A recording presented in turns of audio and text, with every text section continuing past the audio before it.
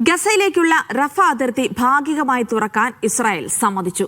ഗസയിൽ നിന്ന് ഫലസ്തീനികൾക്ക് പുറത്തു പോകാൻ മാത്രമേ അനുമതിയുണ്ടാകൂ.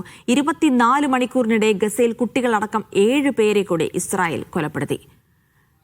ഇന്റർനാഷണൽ ഡെസ്കിൽ നിന്ന് BK സുഹൈൽ വിവരങ്ങൾ നൽകാനായി ചേരും. സുഹൈൽ, ഇസ്രായേലിന്റെ കൂട്ടക്കൊല നിർബാധം തുടരുകയാണ്. അതിനിടയിൽ ഗസയിലേക്കുള്ള റഫ അതിർത്തി ഭാഗികമായി തുറക്കാനുള്ള ഒരു തീരുമാനം അത് ഫലസ്തീനികൾക്ക് എത്രത്തോളം സഹായകരമാകും?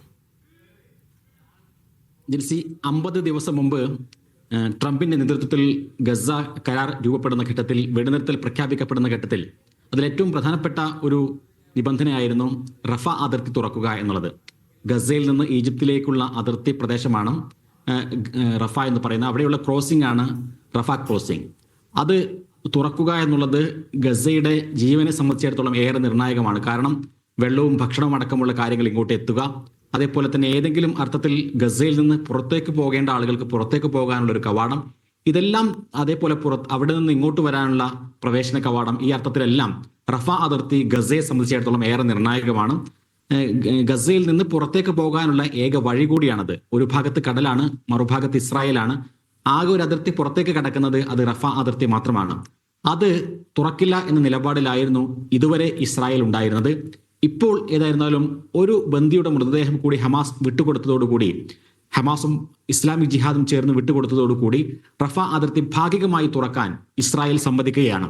ഭാഗികമായി തുറക്കുക എന്നതിനർത്ഥം ഗസയിൽ നിന്ന് അങ്ങോട്ട് പോകാൻ ഈജിപ്തിലേക്ക് കടക്കാനുള്ള അവസരം ഇസ്രായേൽ സേന നൽകും. അത് ഇസ്രായേൽ സേനയുടെ പൂർണ്ണമായ നിയന്ത്രണത്തിലായിരിക്കും. പക്ഷേ അവിടെ നിന്ന് ഇങ്ങോട്ട് വരാൻ നമുക്കറിയാം, ഇഷ്ടം പോലെ ആളുകൾ, ആയിരക്കണക്കിന് ആളുകൾ ഈ യുദ്ധസമയത്തും അതിനു മുമ്പുമെല്ലാം പുറത്തേക്ക് പോയി അവിടെ പെട്ട ആളുകളുണ്ട്. അവർക്ക് സ്വന്തം നാട്ടിലേക്ക് തിരിച്ചു വരാനുള്ള അവകാശം അതൊരിക്കലും ഉണ്ടാവുകയില്ല എന്ന് തന്നെയാണ് അവർ പറയുന്നത്.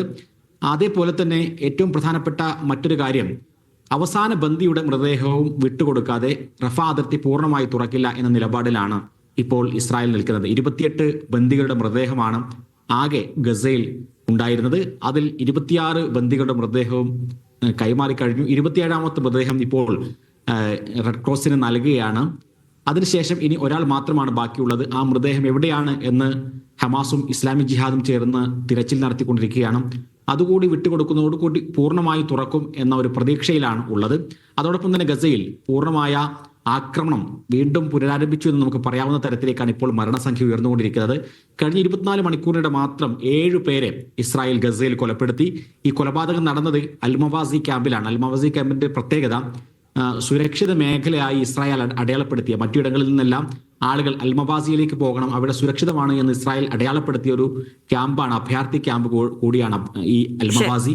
അവിടെ 7 പേരെ കൊലപ്പെടുത്തിയിരിക്കുന്നു. അതിൽ 2 പേർ കുട്ടികളാണ് എന്ന ദാരുണമായ കാര്യം കൂടി ഉണ്ട് എന്നുള്ളതാണ് ഏറ്റവും നിർണായകമായ കാര്യം. കടുത്ത ശൈത്യവും കനത്ത മഴയുമെല്ലാം ഉണ്ടാകുന്ന ഘട്ടത്തിലും ഈ റഫ അതിർത്തി വഴി ഇങ്ങോട്ടുള്ള സാധന സാമഗ്രികൾ പോലും കയറ്റി വിടാനുള്ള നീക്കം ഇസ്രായേൽ നടത്തുന്നില്ല എന്നുള്ളതും ശ്രദ്ധിക്കേണ്ടതാണ്. ശരി, BK സുഹൈലാണ് ഇന്റർനാഷണൽ ഡെസ്കിൽ നിന്ന് വിവരങ്ങൾ നൽകിയത്. ഖദർ സി കബീർ പറയുന്നത് ശരിക്കും ഫലസ്തീനികൾ ചെകുത്താനും കടലിനും ഇടയിൽ തന്നെയാണ് എന്നുള്ളതാണ്. ഗസയിലെ ആക്രമണം അവസാനിപ്പിച്ചാൽ ട്രംപിന് ഒരു പുരസ്കാരം നൽകാമെന്ന് UN പറഞ്ഞാൽ തീരാവുന്ന പ്രശ്നമേ ഇപ്പോഴുള്ളൂ എന്നുള്ള കാര്യങ്ങൾ കൂടി നടക്കുന്നുണ്ട്. പക്ഷെ എന്തായാലും എല്ലാ ധാരണകളും ലംഘിച്ചുകൊണ്ടുള്ള ഒരു കൂട്ടക്കൊല അല്ലെങ്കിൽ കുരുതി ഇസ്രായേൽ അതിപ്പോൾ നിർബാധം തുടരുന്നു എന്നുള്ള റിപ്പോർട്ടുകൾ തന്നെയാണ് ദിനം പ്രതി ഗസയിൽ നിന്ന് വന്നുകൊണ്ടിരിക്കുന്നത്. മറ്റു വാർത്തകളുമായി ബന്ധപ്പെട്ട വിശദാംശങ്ങളാണ് BK സുഹൈൽ നൽകിയത്.